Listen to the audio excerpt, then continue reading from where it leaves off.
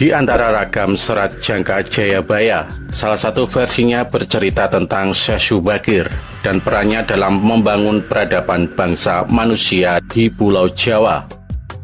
Hikayat Syekh Subakir ini juga tersebut dalam tulisan lontar kuno yang diperkirakan ditulis oleh Kanjeng Sunan Derajat atau setidak-tidaknya oleh murid atau pengikut beliau.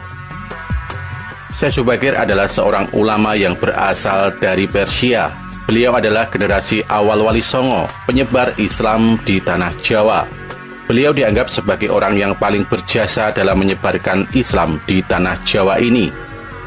Diriwayatkan bahwa proses Islamisasi di Jawa mengalami hambatan, disebabkan kuatnya orang Jawa dalam memegang kepercayaan lama. Syekh Subakir datang ke Tanah Jawa bersama Wali Songo generasi awal, setelah diperintahkan oleh Sultan Muhammad Al-Fatih di Istanbul, Turki. Kesembilan ulama ini mempunyai spesifikasi keahlian masing-masing. Ada yang ahli tata negara, ahli pengobatan, ahli tumbal, dan lain-lain.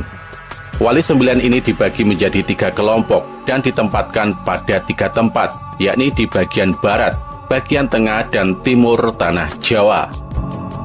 Konon hambatan penyebaran Islam di Jawa pada masa sebelumnya disebabkan oleh keberadaan bangsa jin yang menempati setiap sudut Tanah Jawa. Bangsa jin ini dipimpin oleh Sabdo Palon atau Kiai Semar yang bersemayam di puncak Gunung Tidar, Magelang, Jawa Tengah.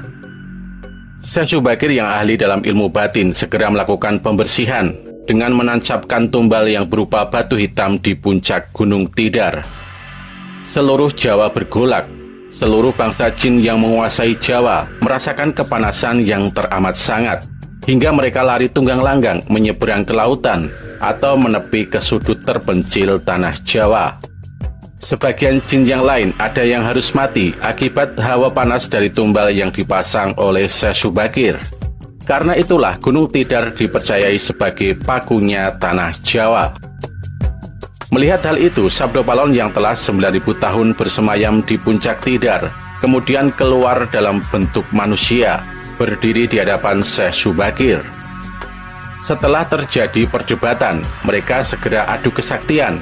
Konon pertempuran antara keduanya berlangsung selama 40 hari 40 malam, hingga Sabdo Palon merasa kewalahan dan menawarkan gencatan senjata. Sabdo Palon mensyaratkan beberapa poin dalam upaya penyebaran Islam di Jawa. Syarat-syarat itu pun disetujui oleh Syekh Subakir.